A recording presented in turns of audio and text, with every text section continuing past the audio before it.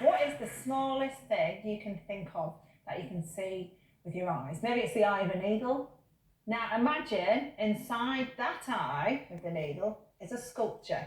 Well, that sounds impossible to imagine, doesn't it? But being able to create tiny art like that is what has made my next guest famous.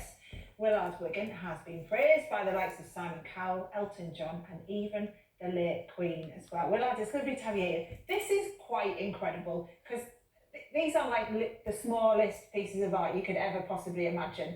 And to see them, you need a microscope to do it. And you've brought some of your pieces in for us, haven't you? So do you want to tell us about this first one? So this is a Jubilee carriage one, yeah? Tell us about that. Well, that's made of about 200 pieces of microscopic gold, which I had to cut up using a little broken piece of diamond, which you put into the end of a hypodermic needle. So the diamond, I smash it up with a little metal anvil and a little hammer. And all the little microscopic fragments of diamond, one of them is going to be a tool. So I put that into the end of the hypodermic.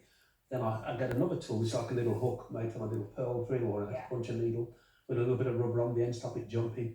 Then I hold it down and I use my pulse as a little jackhammer to chip away, to slice and manipulate bits of gold. But the hard thing is, you know, you're getting sort of microscopic tiddlywinks on steroids because you're getting these little microscopic external forces. So the whole project, the whole process, drives you mad doing it. But when you finish it, you know, that's the pleasure, you know, because you made something so small that has such a big message behind it all. Yeah, because me looking at this needle now, I've got that in front of me and I can't see it. It just looks like the eye of a needle with perhaps a speck of dust. But then as soon as I look through the microscope, it is so intricate. It's incredible, the detail. I mean, how did you get started doing this? Well, it all started when I was young. I'll tell you a little story. I'm autistic. I'm not scared to admit that. It's a condition that wasn't diagnosed when I was at school. I started school in 1962, wasn't diagnosed. The school system wasn't very good to me because they would all, you know, if you couldn't read or write very well, you'd be an exhibit of failure. So I was one of them. So I stopped gone from school quite a bit. I had to, you know. So when I did, I discovered my dog had destroyed an ant's nest at the time, and all the ants had nowhere to live, so I thought they was all homeless. So I started making them little houses. I got my dad's razor blade, chopped up little bits of wood, and I built a whole village for ants. I even made them little merry-go-rounds and stuff like that. Made a palace for the queen ant out of the leaf.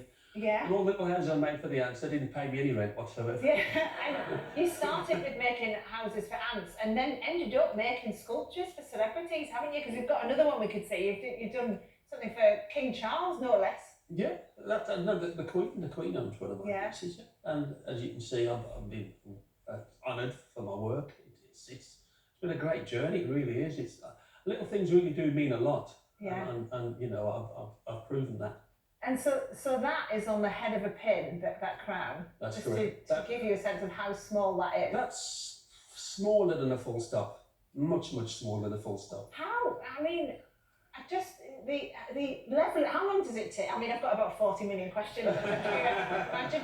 But how long does it take to do that? See, when I'm working on this level, on this molecular level, I turn into a possession because, you know, I believe that that's all I can do. Because my mother used to say to me, the smaller you make your work, the bigger your name will become. She used to say to me, the diamonds in the dustbin, the best comes from where you least expect. Because people underestimate things that are small. So I would like believe that, and I wanted to become the best at that. So therefore I'd spend 18 hours, 16 hours a day, and I'd be there working for hours upon hours, training my heartbeat, making my own little tools. You know, sometimes I'd be working, I'd hear daylight to just turn up, you know? And it's like I didn't realise I was that long working, but I just keep doing it because, you know, I do it because doesn't belong to me, it belongs to people when they see it. You know, when I have an exhibition, it sort of makes me feel so proud when I hear the comments. Yeah. This lady came up to me and says, your work's not art, it's better than art. You know, when I got that, it was a fantastic feeling. And Joe Egan, a big Irish guy who spars with Mike Tyson, used to, he could never get knocked out in the ring. And when he saw my work, he went, I've never been knocked out until I've seen your work. Oh, wow. God, you've had all the great compliments. So you know, it makes you realise what you've done. And when you get kids with no attention span and they're looking at your work and they're blown away. Yeah. And, you know, you get kids saying, that's the best this, you know. And when you hear that word, it's like you're in a shower and all the droplets of water washing away all the negative stuff that was said to you as a kid.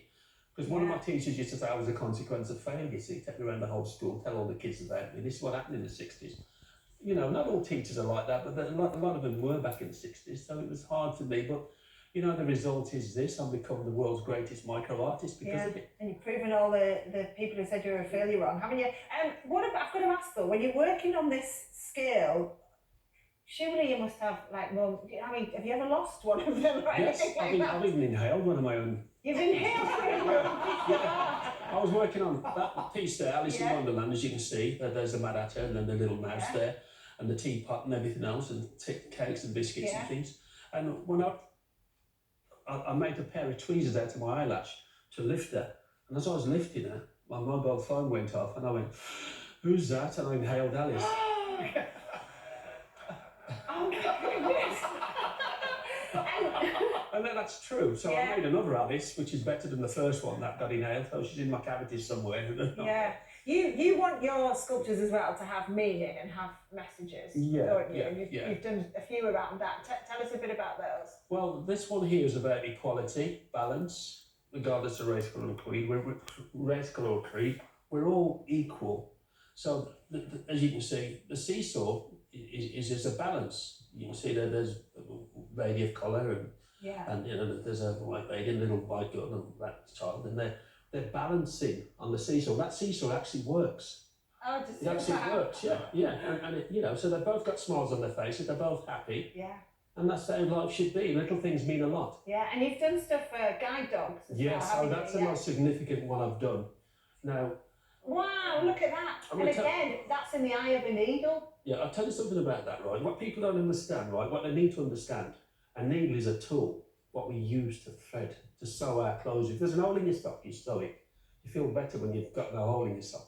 Now, the eye of the needle is an eye. Our eye is what we need to see to put a thread through it. So I thought, you know what? I'm going to make something very special. So I found chipped a piece of dinner plate off. This microscopic piece of dinner plate came off, and I went, right, that's going to be Daniel, a little guide dog. So I used a little diamond and I chipped and carved away this tiny little guide dog for ages and ages, driving me mad for months because it kept jumping everywhere. Yeah. External forces was attacking me. So what I did, I managed to do this guide dog, and what it is, the message is, just because you can't see something doesn't mean it doesn't exist, you see. And people with sight loss need big help. And I wanted to make something so small that was going to become the biggest help from something that you can't see. Yeah, an incredible message. And that is, the message is, right, that people should understand that they are not the unseen. Yeah. See, I felt unseen because of my learning differences. And people who need help, right, they need funding to raise.